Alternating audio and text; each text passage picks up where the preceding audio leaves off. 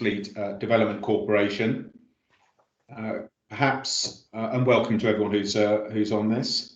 Perhaps we can just start with whether there are any apologies for absence. No apologies for absence. Can I now move on to declarations of interest, please? Are there any declarations of interest? Because I sit on the planning committee, I'll be excusing myself from the paper, the discussion on Grove Road, in the course of the public part of the meeting. And indeed, thank you very much, Daniel. Neil? Well, I make the same declaration, and I exclude myself. Thank you very much. I'm going to assume there are no other declarations of interest. So that then moves us on to agreement of the part 1 minutes of our board meeting of the, just find this date here. These are the 17th of March 2021. A good set of minutes. Can I assume that those are a true and fair record of the meeting that took place? Agreed. Agreed. Neil, is there any comments there? Very minor point, 10.9, last word in the paragraph, I think should probably be interests rather than defence. But it's a very minor point. But we will make that necessary change, Neil. Thank you very much for pointing that out. Then we have an action log following on from that, which is attached, and I think we're making very good progress there. I think also in terms of site visits, if I'll just pick up on that, I'm very pleased that I have my pass for Ebbsfleet Development Corporation. I also have my first set of tickets, so I'm looking forward to coming over on the 17th of May. Are there any other comments on our action log, which is being addressed very satisfactorily, I think? Is it planned that we attend in person on the 17th of May? I'm coming over there, Daniel. I think we're just working out when we'll have our first physical board meeting. Okay, probably separate question. Sorry. Yeah. Sorry. Yeah. Probably beyond the 21st of June or whenever the date is for, as per the roadmap, which Prime Minister has laid out. And it's the 19th of May, our meeting anyway. Yes. Okay. Sorry. Yeah. Good. So that's our action log. That will then bring us on to our first paper of today. That is the Chief Executive Strategy Report. Ian, please. Thank you, Simon. So just a couple of points to highlight, I think. This is obviously the first month following the completion of the financial year to the 31st of March. And in section 1, I wanted to particularly record the successes of the year, which I think are worthy of note. We've got a subsequent paper on more detail in terms of the performance report. But overall, having set a target within the first after we came out of immediate lockdown of achieving 340 house completions in the year, you'll remember that it was a very uncertain period at the beginning of the last financial year, so setting a target was quite difficult, but the target we set has been exceeded. 347 completions altogether. It certainly gained considerable momentum in the latter half of the year. I think that is a real testament to the resilience of the house building industry and the way in which the house builders got back up and running after that initial hiatus, and we worked very closely with them to support and help them through that difficult time. So we're now on an upward curve in terms of house completions again, with those that are active in the area really now starting to deliver at the same pace as they were pre-COVID, which is great. Also to mention, you'll see this later on in other reports as well, the achievement of delivering our investment programme. So actually being able to invest over £42 million of capital on projects across the Garden City. I think in view of the restrictions that we've been under and the different way of working, that is a greater achievement than it might have been in a normal year by quite some way. So from myself, a personal thanks to all the staff and the team that have managed to achieve that. And I think overall it's been a really successful year for the corporation, despite those the challenges that we've all faced. Moving on then to looking to the future, and we are all still currently working from home, as this says at 2. We have begun to talk to staff about preferences for returning to the office and how might we work going forward. We've very recently completed our staff survey where we asked some specific questions around that. There's a general approach that's being favoured, I think, of a hybrid model, which is probably what we're seeing across many other sectors as well, where people might would favour some working from home, but being in the office 2 to 3 days a week. So that's something we're looking at, how we set the office up and how we to accommodate that effectively. But I think, as I say, in common with many other businesses and employers, that looks like a model that will persist. Just at item 4, just to add on a little bit in terms of London Resort, we learnt from LRCH last week that the examining body has been appointed now. This is the group of inspectors that will undertake the examination. They have now been formally appointed. We are still awaiting the timetable for the examination. As I understand it, it's the examining body that authority that sets that timetable. However, we did see in some media reports yesterday that the suggestion, we haven't had this confirmed, but there was a suggestion that LRCH may have agreed some further time before the examination in order to provide further information and deal with some of the matters there too. So it might be a little while before we actually learn of the precise timetable for the examination itself, but we'll keep you informed of anything that we hear on that as that moves forward. That's the only other matters I wanted to mention in addition to what's in the written paper, Chairman. Thank you very much, Ian. John, can I bring you in, please? Thank you. My apologies for being late, Chairman. Can I give my, on the preceding item, my declaration of interest in respect of one of the committee paper items that relates to item 10 on the paper, the Northfleet Bankman East project, because that does involve negotiations with Gresham Borough Council. As leader of the authority, I will need to declare a non-prejudicial and non-personal interest in it. However, I will want to leave the meeting at that point in time, please. So would appreciate it if item 10 and 11 got swapped round, and I would then leave the meeting and not have any further part in the meeting at all. Thank you, Mr. Chairman. Yes, absolutely. We will be varying the running order of that in order to accommodate you, and I think we will be doing likewise with item 4B on Grove Road with the declarations from Daniel and Neil. We will move those to the last item in the part 1 part of the meeting in order to facilitate that. But thank you very much for that, John. Louise, can I bring you in?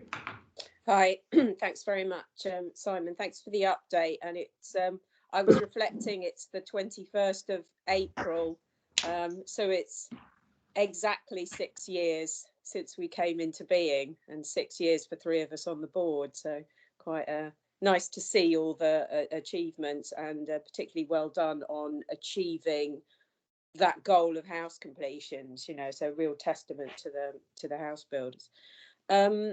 My point actually was about the return to work And of course, what's in the news at the moment is that the people most affected by working in a distant way, as we've done for the last year, are those that are young and early in their career and new people who've joined a team.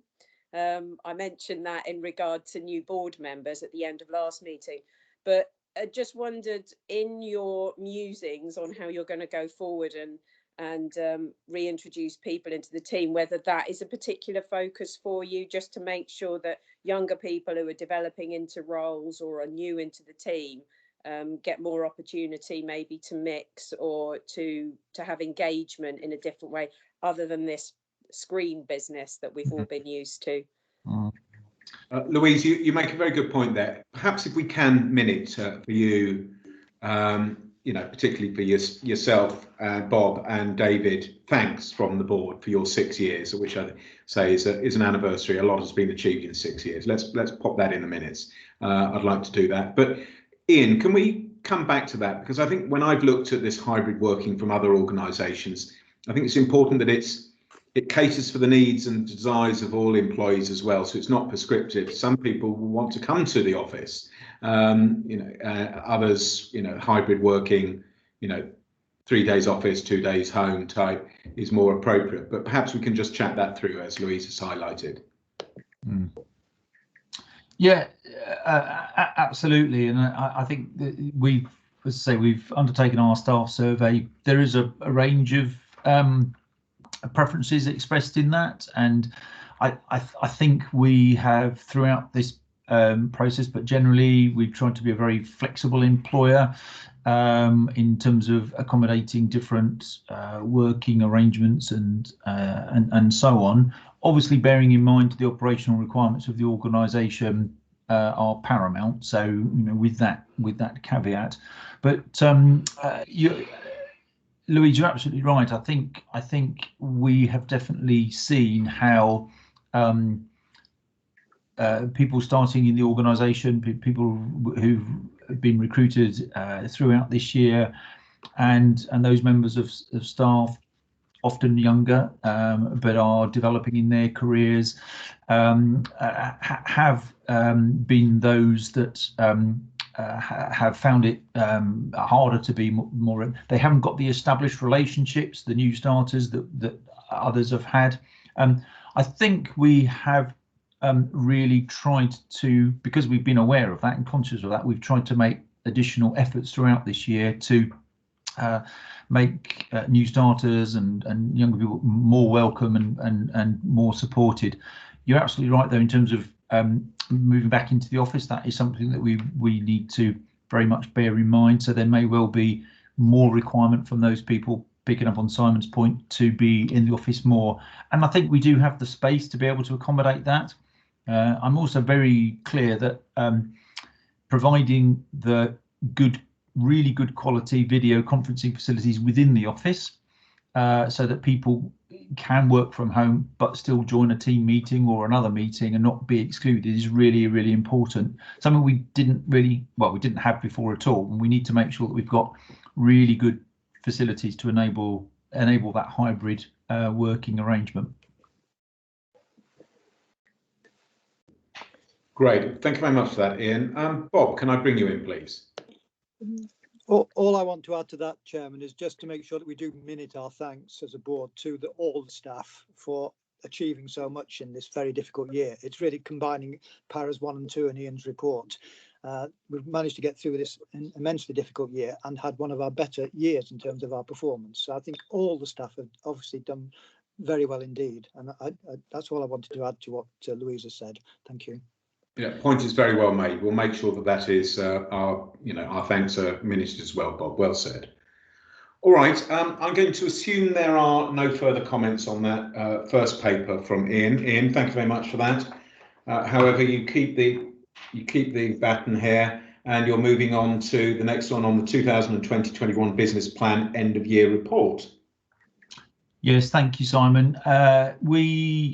I mean, it's a little bit more of the same theme, really. I think there are, as the report makes clear, we have achieved an awful lot of the things that we set out to achieve. Not absolutely everything in exactly the same way. That's the nature of our operations. I think things will always slightly change, and then additional constraints or hurdles come in that mean that you have to address those. Adaptability, flexibility, and a huge dose of tenacity, I think, are the key ingredients for us as an organisation and as individuals. But I think the list of achievements that you can see at 2.3 is really substantial. And again, to reiterate that, credit to the team, and it is absolutely the whole team. Every person in the organisation has contributed in some way to these achievements. So incredibly grateful to the staff for that.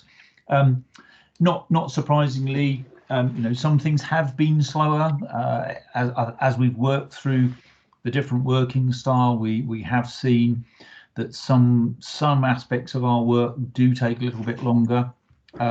We've obviously not been able to engage in quite the same way with the community that we will have done pre-pandemic and without the restrictions. So clearly some of our work has been affected, but I think in that context we've had a very successful year, and very happy to take any questions around the overall performance and the achievements. Simon.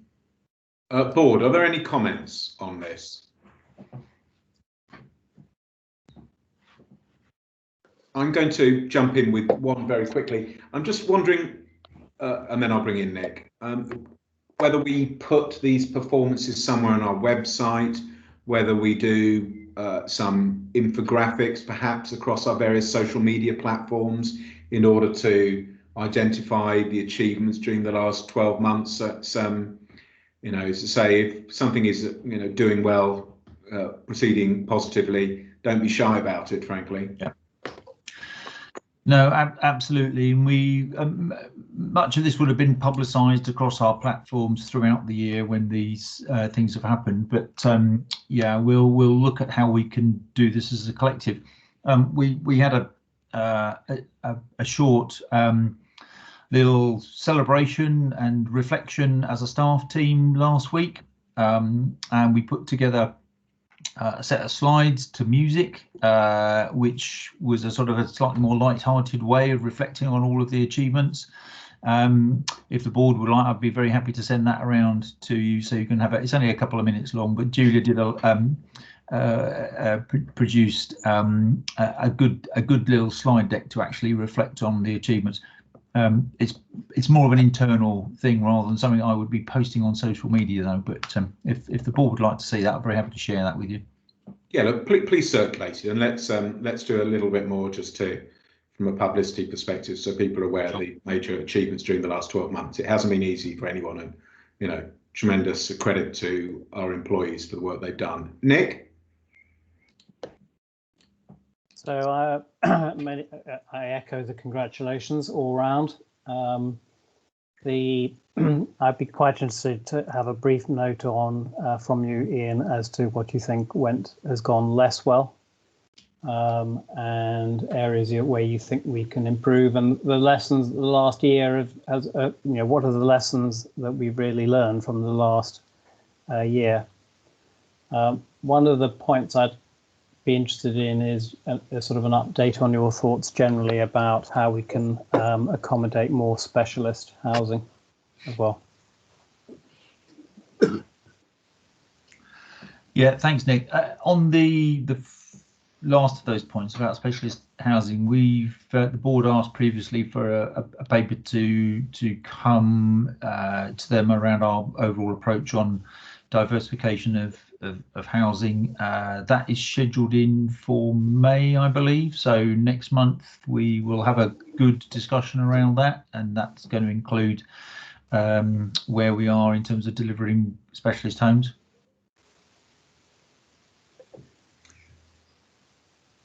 Thank you very much for that, Ian. Nick, good point. It's always nice to focus on areas where perhaps performance wasn't quite as positive as one would have hoped, and how the lessons we can learn from that and how we can improve matters. So it'll be good to see that, Ian. Excellent. So I'm going to assume there are no more comments on that paper, which is for noting, which then brings us on to our next paper, which is Ebbsfleet Living. Kevin, please. Thank you, Simon. Just continuing on from the trend over the last few months, obviously community activity has been restricted with the lockdown restrictions. However, we've started to see some encouraging emerging activity from that. So obviously the schools went back at the beginning of March. We had outdoor activities starting at the end of March, and then the local community centre opened on the 12th of April. So we started to see some activity back on the ground, which is really encouraging. And really very much on the back of that, we saw, for example, over the Easter weekend, a number of residents and groups taking the opportunity for outdoor activity being allowed again to do events.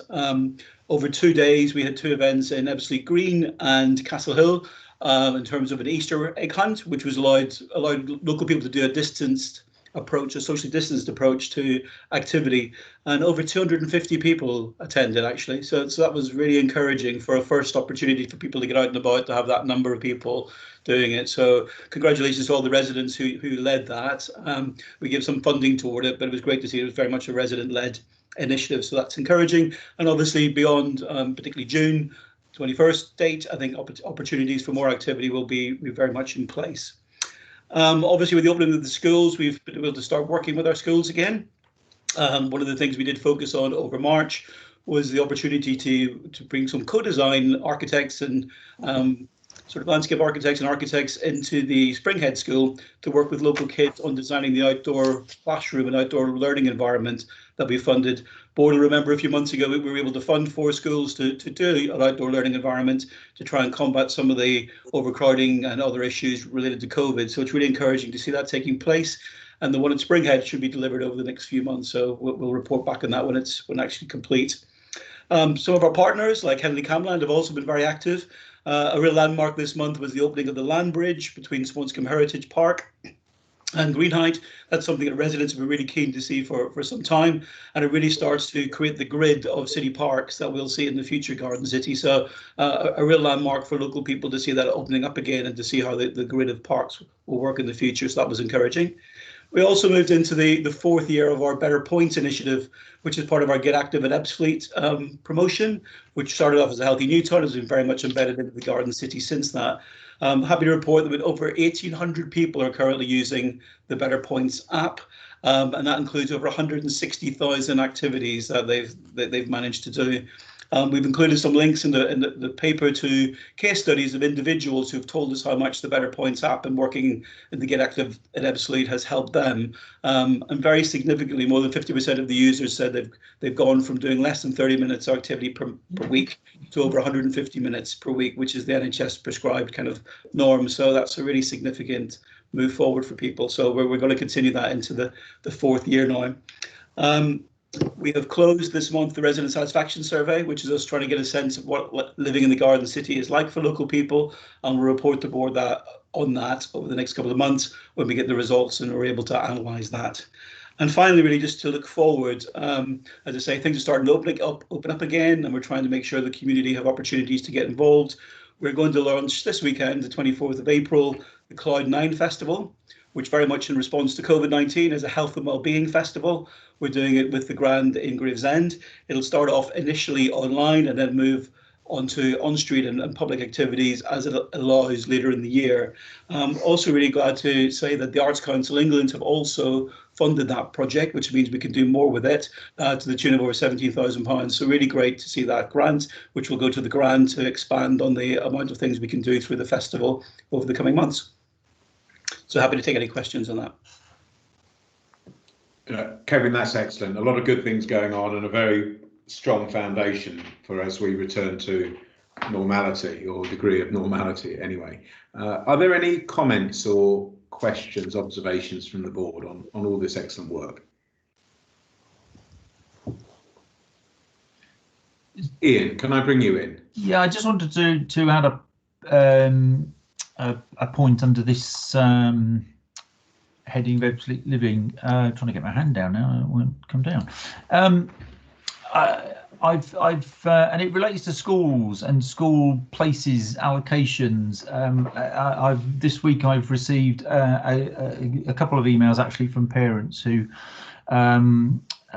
whose children hadn't been allocated places in their local neighbourhood primary, but have been allocated places in schools either elsewhere in the Garden City or perhaps even outside the Garden City, and obviously that's caused quite a bit of concern and frustration and disappointment from those parents, which is understandable. Mike Whiting very kindly helped me with some advice and some contacts on how to advise those parents. Obviously the board will recognise that EDC itself doesn't play any part in the schools admissions process or the system. This is run by the schools themselves, and they set their own criteria, which tend to be fairly standard in terms of how they prioritise admissions. But it is something I think the board should be aware of, has concerned a number of parents. There hopefully are quite a lot of parents who are more than satisfied with the places that they've been allocated for their children, but they, just to let you know, there are some parents out there where this hasn't quite worked quite so well for. So it's something that I will talk to the trusts about. But having been a chair of governors myself in a small primary school for quite a long time, I appreciate the challenges of the schools admissions system for schools. But just to let you know that this is an issue that's arisen in the last week. Thank you very much, Ian. I think just on that point, before I bring other people in, I think I'd be particularly interested to see whether or not we thought this was the beginning of an evolving difficult situation, as there are further housing completions, whether we could see that there may be a particular school or schools where parents were going to be frustrated in achieving their first choice. It's a terrible thing dealing with these situations for parents. I've done it countless numbers of times, and it would be good to see whether or not there's a trend developing here, which we may be able to see of. Yep. Bob, can I bring you in, and then David? Thank you, Chairman. It was just a question. I'm puzzled by Ian's report because, thinking back a couple of years, there was a discussion about whether, I think it was the Spring Head primary, should go ahead, because County Council's numbers suggested there wasn't yet the demand, even with the projections on house completions. So it would be useful, if we have any further reports on this, to understand whether this is a particular preference for a particular school or whether we're short in overall places terms. I'd be surprised, given the number of new schools that have opened recently, if we're short in total, and it may simply be preferences that are not being regarded. But it would be useful to also be aware if there is an issue in terms of the overall places compared to house completions. Yeah, look, particularly where you have an outstanding school relative to a good school, and a very strong preference from parents to get into an outstanding school. I'm not aware of the details, Ian. It would be good to know. Great. David? Yeah, and I think it raises a broader point that maybe when Kevin comes back with the sort of the feedback from the resident survey, that we do some work around determining what are the important factors that that's been encouraging people, or what was their expectation when they bought a home in Ebbsfleet.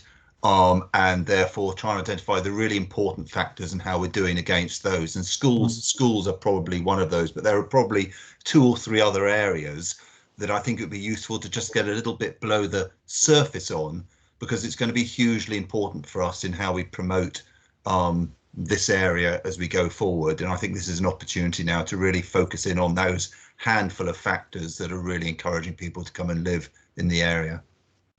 Yeah, look, absolutely, David, and high quality education is a major pull factor, absolutely, in where you live. Mike, can I bring you in, please? Yeah, thank you, Simon. Just going back to the schools point, KCC does have an education commissioning plan.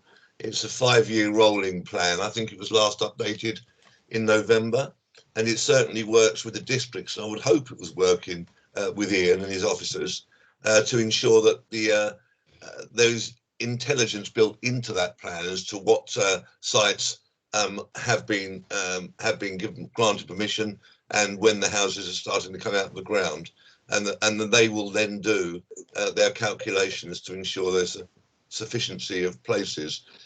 It doesn't get over the issue that, as you said, Simon, if you've got one very good school in an area, an outstanding school, as opposed to another that isn't, that there won't be an oversubscription for the outstanding school. But there should be some comfort in the commissioning plan that there will be a sufficiency of places. And I think they're currently working on one of the schools at the moment, helping to deliver. Is one of the schools in Ebbsfleet, the primary school, I think it is. So the plan is there. So it may be that if Ian needs a copy of it, I'm happy to try and get him a copy of it. It is online and you can read it. And it's done by district as well. So that's again, well, I'm not quite sure it comes in. There'll be a Gravesham district section of the plan, and there'll be a Dartford district section of the plan. I don't think there's an Ebbsfleet district, as it were, section of the plan, and perhaps that's something that Ian might want to talk to the education officers at KCC about. Yeah, thank you. Just very quick response. I suspect the issue is not the total number of places available, because as you say, Mike, there's a lot of work that goes into planning those number of places according to the anticipated demand that will arise from the growing population in Ebbsfleet, but there are factors that come into it, as probably people will know, about prioritisation being given to siblings in any one year, so that can then sometimes take up some places that might have ordinarily been available to people from the local neighbourhood, and it might be more those issues, I think, as opposed to the total number of places available. Good, Ian. Look, thank you for highlighting that. Let's just have a bit of a deeper dive. Make sure there's not a more concerning issue, but we know how sensitive it is to parents and when they decide where to live and how it improves the quality of them living in a place. So, look, Kevin, thank you very much for that very full update there. Thank you. There'll be a lot more going on in the coming months as we unlock. Good, thank you for that. That's to be noted. That then brings us on to our next report, Mark, Communications. Thank you, Simon. You may remember last month I was very excited when we hit more than 8,000 users of our website. Well, this month we've hit 10,558 people who have visited us and looked at more than 23,000 pages in total. The good thing here is that they're not just looking at the blog that is extremely popular because it has appeared on several websites, but on average they're looking at 2 or 3 other pages as well. So all in all, that's very good news. We've already had more than 6,000 individuals visit our site this month, and we've still got 9 days to go. I don't think we're going to hit 10,500 again, but we'll certainly give it a go. And this is without any people being directed from social media at any point from us this time. Good, there's a lot of interest. There should be, it's a good place to live. Excellent, Mark, thank you for that. Are there any comments on this very full report and information here from a communication perspective? No, we are going to note that, Mark. Thank you for all your hard work. That then brings us on to the Planning and Housing Delivery report. Mark, can you take us through that? Yeah, sure. Thank you, Simon. So yeah, just a few updates from me in terms of what's happened since the paper was published. So 2.1 talks about a presentation from Bellway this evening. We heard from Bellway yesterday that they were wanting to cancel that session. So unfortunately, we aren't seeing the committee this evening. I don't think that that's anything to particularly worry about. Bellway are looking at a couple of parcels in Alcadon, and they're doing various bits of design work. So we'll obviously book that in with them, hopefully next month or in June. 2.2 obviously just reflects on the up and coming items. We've identified the public art at the Keep Moat site for next month. That's obviously generated quite a lot of local interest. We've received some more information on that the last couple of days, so that's looking very likely that we will be able to report that. 3.1 just mentions at the end there about a couple of applications that we're expecting in. Ashmere Phase 2 from Countryside and Clarion actually came in the early part of this week, so that's for 235 homes. That's towards the blue water end of Whitecliff, and the other application there, Phase 1B for Norfolk West, 122 homes, I believe that's expected the early part of next week. Ian's already touched on the London resorts and the various bits and bobs there. There has been some engagement continuing. There was a heritage meeting, for example, with KCC heritage officers and Historic England. That was yesterday. And then, yeah, housing delivery. So obviously the 347 number has been mentioned, and EDC board has previously requested a breakdown of where we got the 525 number from for 21-22. So in 6.5. That explains where the numbers should be coming from for next year. Obviously, there is sometimes a bit of a difference between the developer forecast and the way in which we conclude our business plan number, but that's the way in which we have got to that target. But happy to take any questions. Thank you very much for that, Mark. Can I just bring in John?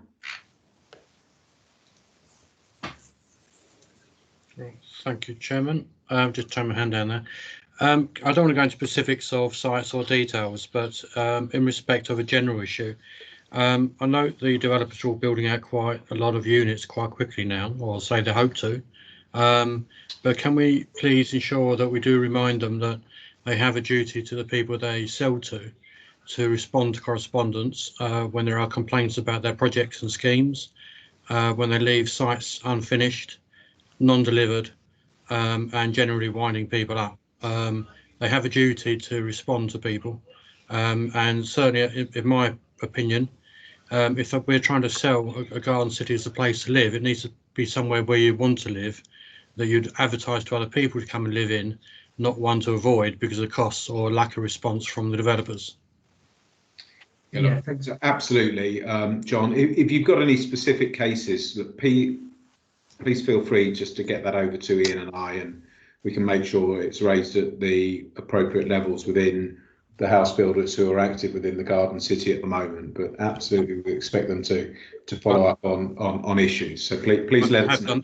I have done that, Simon, to Ian, and I know he's no doubt taken those issues up. But I just wanted to make as a general point. That's why I didn't want to get in specifics, because I think it's a point that I know Ian's on totally dealing with for me.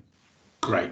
Always feel free to copy me in as well, John. Yeah. Yes, Simon. If I could add to that, actually, what we've also been doing is understanding from the developers who the key contacts are on the specific sites, so the site managers, so the people on the ground, so that then we have a sort of a more direct communication with some of the people who are sort of sort of having that interface with the residents to hopefully help with resolving issues a bit quicker.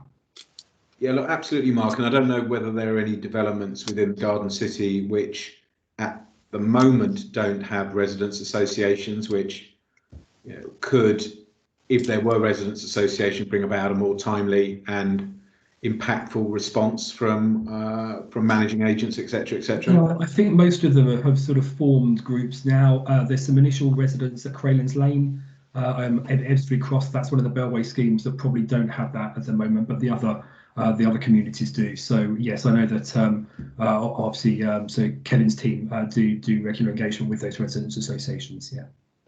Great. Look, thank you very much, Mark. All right, that is a good update. It's good to see where the 525 numbers are coming from by developers for the next financial year. I'm going to assume that is duly noted, board, and we are going to move on to investment programme update. And Julia. Thank you, Chair. So in terms of the investment plan paper, section 1 and 2 remain unchanged. Obviously, Ian's covered the outturn figures for last financial year, and clearly we met our targets there. In terms of this financial year now, whilst we are on a commitments only budget, we will be expecting to utilise our capital receipts as well. So the focus really for the team now is getting the projects delivered, which we've got under construction, and we are entering another big development phase for some of our key projects. like Ebbsfleet Central, Thamesway area. So that's where the real focus is going to be, getting our projects ready to be constructed, and through that process. So whilst there is a reduced capital budget, I would say probably there's a lot more work for us to do to get those projects really ready and through their business case process, which to be honest will take the majority of this year for us on those larger projects. In terms of specific projects, in section 4, we've identified where we expect to be at that point in time. We still have one project which is affected by COVID-19, which is really around the cycle facilities at Ebbsfleet International. As soon as HS1, who are our delivery partner in this, get up and running again, we expect those to be put in, and we'll move forward on that at the moment, but I think we've still got a long way to go.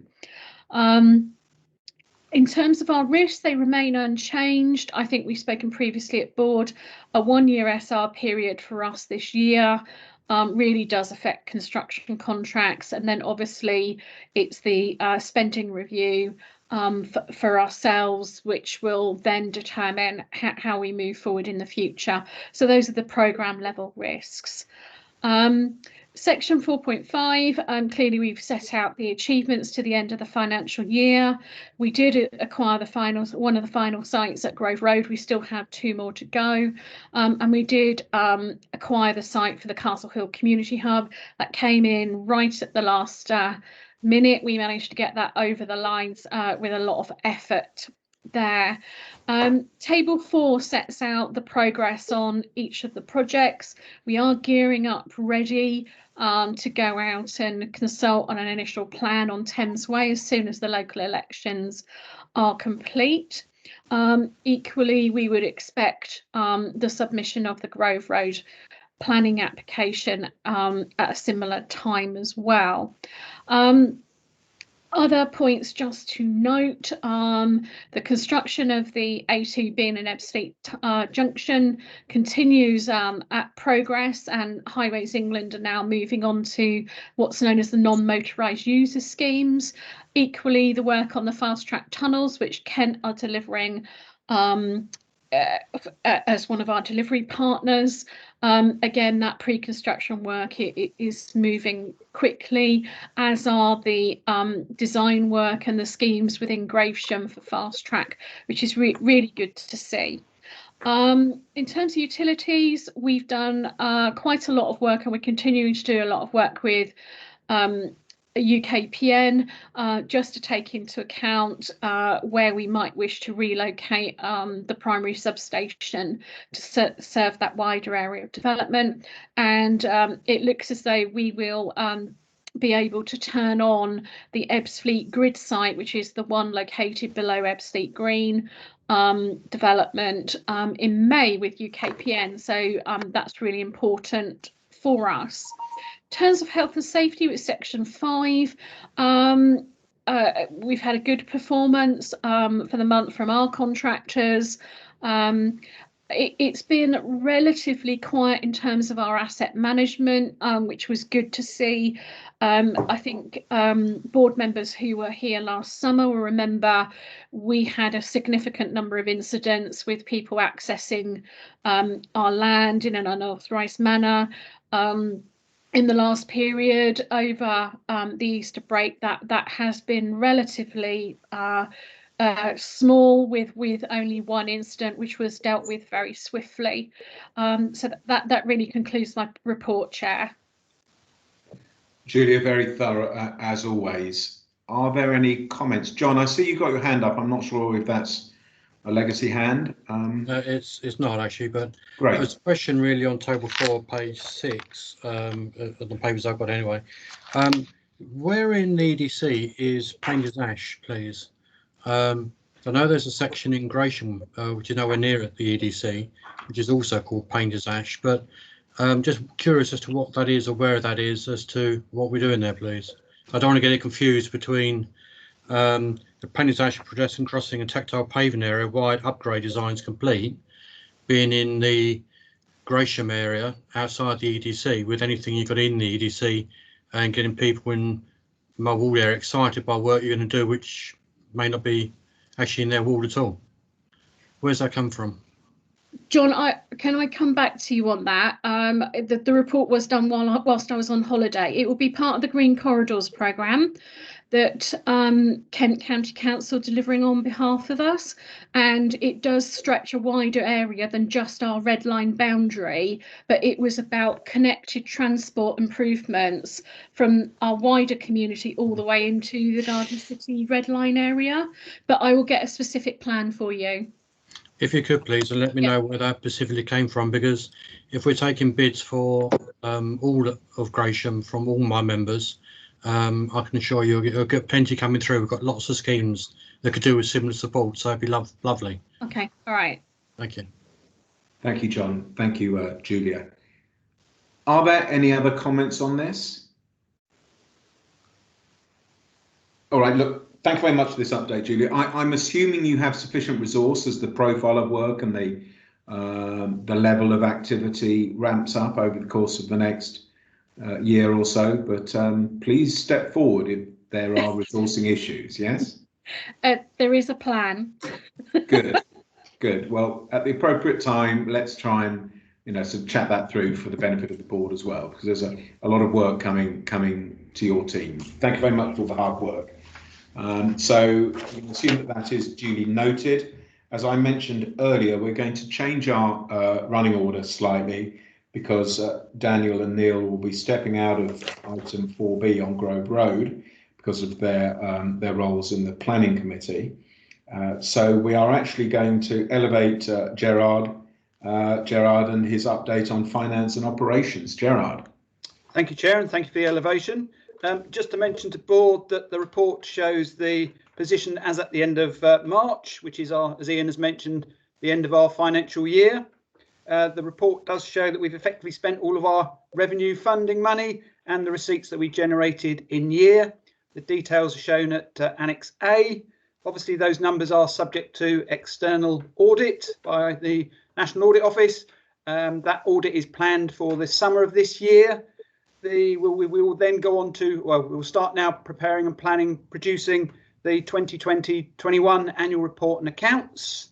That document will be audited by the NAO. They can't conclude their audit until they've had all the local government pension scheme information. So it does mean a bit like last year, the document, the annual report and accounts document won't become public until probably much later in this calendar year. So we're anticipating that will be sort of November, December time.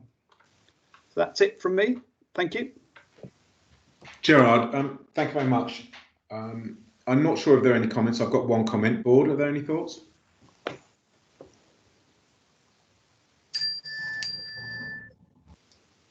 Right. Look, thanks very much for this. Perhaps just to highlight, and I know Ian has circulated to us a paper on this, but the costs to the Development Corporation of the Swanscombe Peninsula DCO process is obviously a very significant, additional cost relative to our budgeted cost here.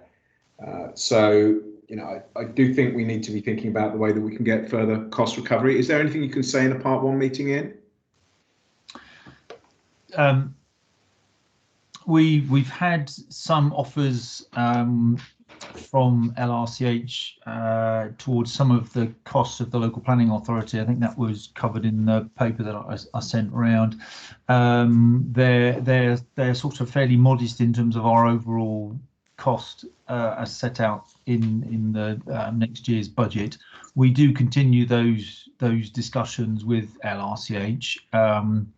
But there's no further commitment from them to contribute towards any of our other costs at the moment. So at the moment, the vast bulk of what we've indicated in our budget may be unrecoverable. All right. So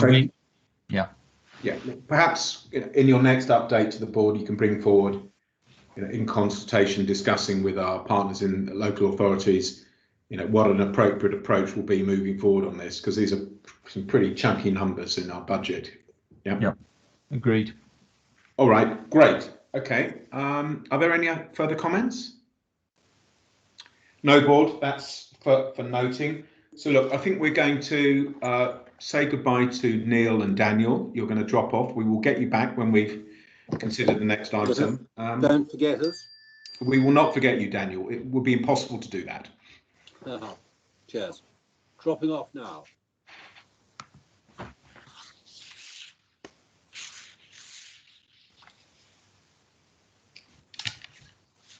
Great. That means we now move on to Grove Road Equalities Impact Assessment, Relocation Strategy and Handling Note. And this is Julia and Janet. Hello, thank you, Chairman. Just to quickly introduce the paper, it deals with the three matters that you just raised, the EQIA, the relocation strategy and the handling arrangements for the planning application. In brief summary, the EQIA is a good practice activity and it's a requirement of any CPO. It examines the impacts on those with protected characteristics as set out in the Equality Act 2010. Ours identified a number of benefits such as new parks, community facilities, etc. And it has also recommended further study of employees based in Grove Road so we can fully understand what the equality impact will be on those affected businesses. So that will be commissioned shortly. Secondly, it's the relocation strategy, and this sets out how the EDC are working to positively engage with affected businesses to help them secure new sites from which they can continue to trade and flourish in the future. And then finally, the handling arrangements, and this sets out the administrative arrangements made by the EDC under Reg 64 Part 2 of the Town and Country Planning Act for the separation of duties and functions within the EDC between the LPA and those promoting the application. Hopefully they're relatively straightforward papers and almost administrative matters. I'm quite happy to take any questions or listen to any concerns you may have.